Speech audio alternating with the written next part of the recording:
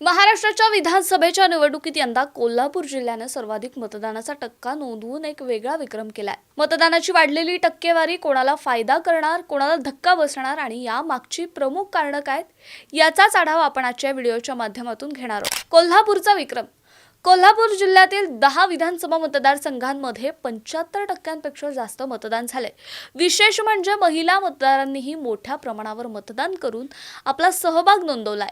गेल्या निवडणुकीच्या तुलनेत यंदा मतदानाचा टक्का 4 ते 5% वाढलाय। याचंच उदाहरण बघायचं झालं तर कागल मतदारसंघात 2019 मध्ये 81.42 तर यंदा 81.72, कोल्हापूर दक्षिण मध्ये 2019 मध्ये 84.41 तर यावेळी 84.94 इतकं मतदान झालंय।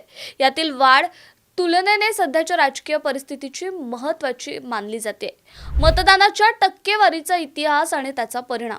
इतिहास सांगतो की जिथे जास्त मतदान झालंय तिथे विद्यमान आमदारांसाठी धोक्याची घंटा वाजली आहे। यंदाही हीच स्थिती निर्माण होण्याची शक्यता आहे।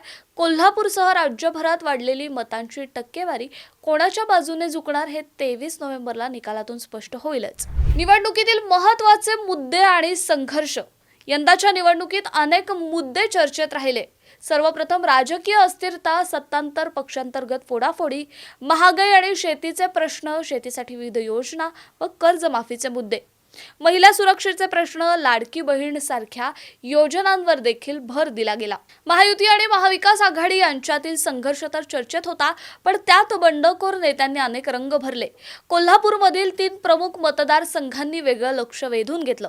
कागल, कोल्हापूर दक्षिण आणि उत्तर विधानसभा। जिल्ह्यातील प्रत्येक मतदारसंघात स्थानिक राजकारणाचा वेगळाच रंग दिसला। पैशांचा मोठ्या प्रमाणावर वापर, पक्षांतराच्या बातम्या आणि काही ठिकाणी उघड संघर्ष यामुळे निकालावर मोठा परिणाम होण्याची शक्यता वर्तवली जाते। मात्र मतदानाचा वाढलेला टक्का कोणासाठी फायदेशीर ठरणार आणि कोणासाठी धोक्याचा सिग्नल देणार हे पाहणं देखील महत्त्वाचं ठरेल।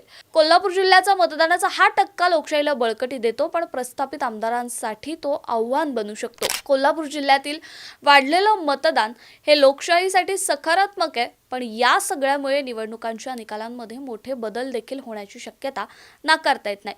प्रस्थापितांसाठी ही वेळ चिंतेची असू शकते, तर विरोधकांसाठी संधीचं सोनं करण्याची। 23 नोव्हेंबरला काय होतं याकडे सगळ्याचं लक्ष असेल। तुमच्या मते कोल्हापूरच्या मतदारांनी कोणाला पाठिंबा दिला असेल?